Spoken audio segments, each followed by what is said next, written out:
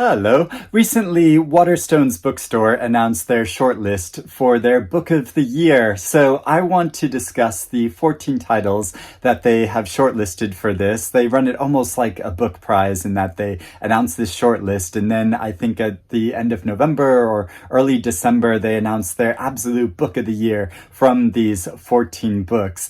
And I want to talk about them in a fun way and make it a kind of scavenger hunt. And this has become almost an annual tradition for me where I go out to Waterstones and I try to find all of these books in the bookstore. And so I'll discuss them all while flipping through them and looking at the physical copies, but also it's just an excuse to make an excursion out into the city of London and to enjoy the autumnal weather, although it might rain, but I'm hoping it won't rain. So I'll show some bits of London while I'm out walking and about as well. And I know Waterstones is like a big commercial enterprise, and they run this Book of the Year thing as like a way of getting people excited to read books and to recommend books, but also Waterstones is made up of booksellers that are all passionate readers, and I know a lot of them recommend books for this, but also for their debut fiction prize. And I'm not sponsored to make this video or talk about this, but also Waterstones, their big flagship store, which is over multiple floors, is one of my favorite bookstores that I like going to and just browsing around. Now, I know one of the titles which has been listed for this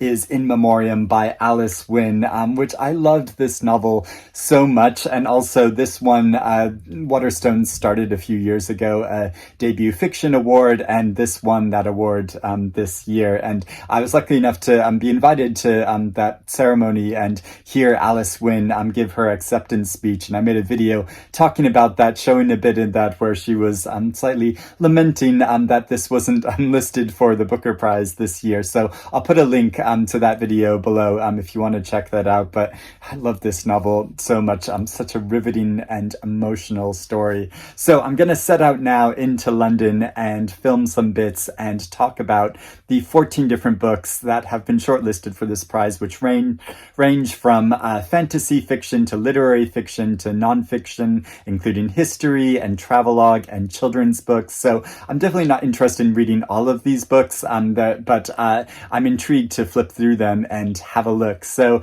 let's go on a journey. I took the train part of the way into central London and then walked the rest of the way to the shop so I could enjoy a wander through the city. And I was intrigued to see the woman sitting in front of me listening to the audiobook of Lessons in Chemistry. While on my way, I myself listened to the audiobook of Fane by Anne-Marie MacDonald, which is a really enjoyable Gothic novel, but it's so big I like to read the physical copy when I'm at home and listen to the audio when I'm going for a walk, kicking through the leaves. The sky was really gray, but lots of festive lights and decorations are already coming out. I even noticed A Christmas Carol is on at the theater. There were a lot of good food stalls behind the South Bank Centre, so I stopped for some really delicious tofu and vermicelli noodles and dumplings to eat by the Thames. By the time I finished, the sky was a bit more blue, so it was nice to have a wander down the river and through Trafalgar Square. The Waterstones in Piccadilly is really massive, and I always enjoy having a wander around to see what's new and salivate over their large display of cloth-bound classics. I was glad to see my friend Anna James' book sat next to shortlist D, Katherine Rundell's children's book, and it was such a pleasure to see my own little book of mystery novel recommendations sat on the shelves. There was a display of the titles shortlisted for their Book of the Year, so finding them all was much easier than usual. But it was fun to see they had individual displays for many of the books as well. Zadie Smith's first historical novel about a scandalous 19th century trial in England with cameos from Charles Dickens is such a pleasurable and thought-provoking read. As I've already said, In Memoriam is such an emotional and impactful novel about a romance between two English soldiers during World War I, but it also powerfully shows how this war impacted everyone, and it uses a unique style of narrative to do so. Anne Patchett's new novel is a meditation on youthful love, married love, and the lives parents have led before their children were born. Yellowface is set in the world of publishing and explores questions of diversity, racism, and cultural appropriation, as well as the terrifying alienation of social media. Yarros' fantasy novel Fourth Wing is set in the brutal and elite world of a war college for dragon riders. It follows the lives of friends, enemies, and lovers who all have an agenda. Emperor of Rome is a sweeping account of the social and political worlds of Roman emperors, giving new insight into these famous men's daily lives. I love that she presents them as the main characters. Abroad in Japan recounts a decade of an Englishman living and working in a foreign land with all the chaos and culture clash. It's said to be hilarious and insightful. David Grann's book recounts the thrilling true story of an 18th century British vessel called the Wager, which was shipwrecked, and the claims made by two different groups of survivors about what really happened. Tulleken relates the frightening science behind food that isn't food through this manifesto, which is intended to change how you eat and how you think about the human body. Rubin is a legendary music producer, and here he shares insights into the creative process and how we can use it to engage with the wider world. Combining our craving for logic puzzles with murder mystery games, Murdle presents 100 original quizzes that challenge the reader to deduce who done it. The shop had a lot of fun with displays for this book. But the most impressive and numerous displays were for Katherine Rundell's first installment of an immersive epic fantasy series about an ordinary boy and a flying girl who meet magical creatures amidst their adventure. I love Rundell's biography of John Donne and her nature book, The Golden Mole, so it's so impressive that she writes about such diverse subjects. A Whale of a Time is an anthology of work from many famous poets to present a funny poem for every day of the year for children. The illustrations and inside cover are so cute. And finally, to gear up for the festive season is a fun picture book which asks how St. Nick gets his tubby self down that darn chimney.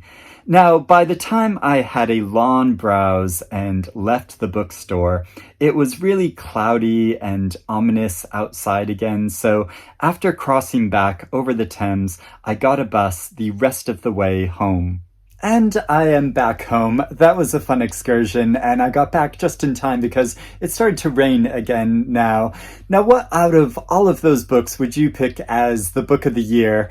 Personally, I don't think I would pick any of them as my absolute top book of the year, though I'd highly recommend reading both In Memoriam and The Fraud. Really wonderful storytelling and memorable books that have stuck with me.